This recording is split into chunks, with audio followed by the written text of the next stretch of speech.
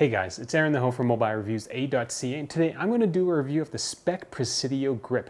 This is the best iPhone 7 case that I've reviewed to date, though that will change over time. But right off the bat, if you're looking for a slim, grippy case that offers slightly above average drop protection, then the Speck Presidio GRIP is for you. But if you hate marketing fluff, you hate all the lies basically that a company's PR department spews out, then maybe not get the Speck Presidio GRIP. And you might be asking why? Well, 10 feet.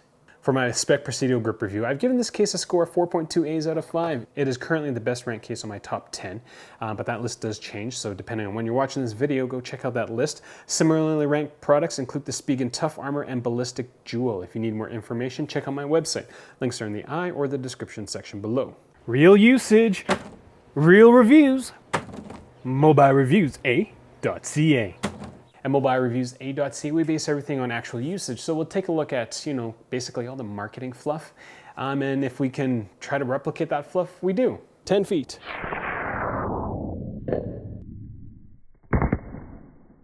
For design, the Presidio GRIP is an evolution of the Speck CandyShell Grip, which was awesome. The CandyShell Grip was one of my go-to cases for people who wanted something with texture.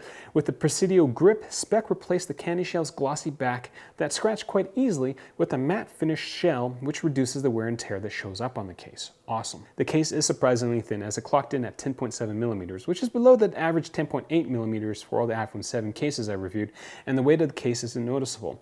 I've come across cases that are 1.5 times the size and technically offer half the protection. Technically. The Presidio GRIP fits well together as the Impactium. TPU fuses tightly with the polycarbonate shell.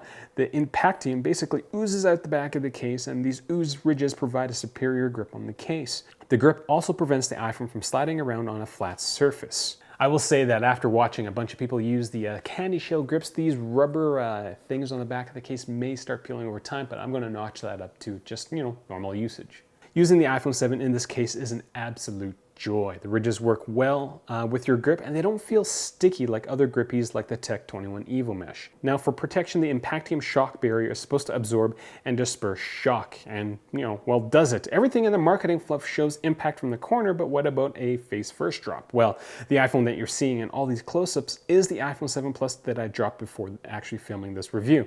I've got a separate video for the drop test, so check that out if you want to see how the iPhone 7 Plus fares in both the corner and face first drop. Spoiler, the face first drop doesn't work. This isn't the first time I've dropped a Speck product face first, as the CandyShell for the iPhone 6 did absolutely nothing for my screen when dropped from about 5 to 6 feet. My expectations of the Presidio GRIP with its 10-foot drop protection was actually quite low. And what happens when low expectations meet with extremely overblown marketing fluff? You get a very, very, I'll say, angry customer. But we'll get to that in a second. In terms of dust and debris protection, the buttons of the iPhone are covered, but there isn't any extra protection for the ports. Or ports now, I guess. Screen protection is decent, as the edges of the case are quite high, but won't do anything for the screen at 10 feet and are high enough to accommodate thicker than average screen protectors.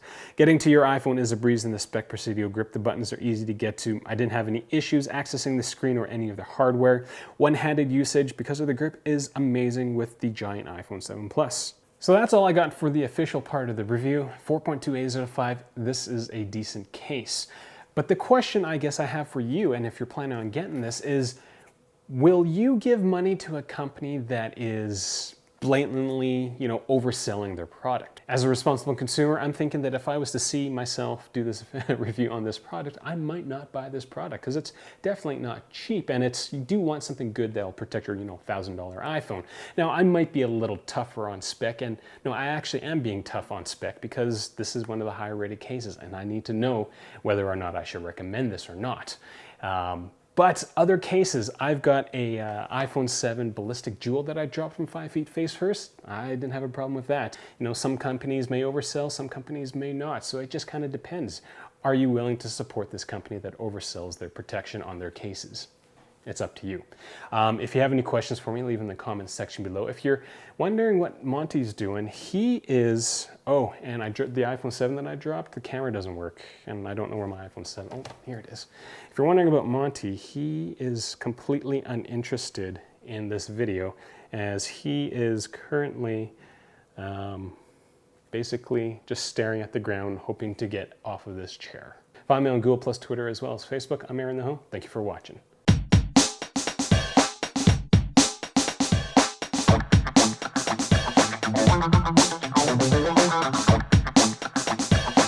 Thank you.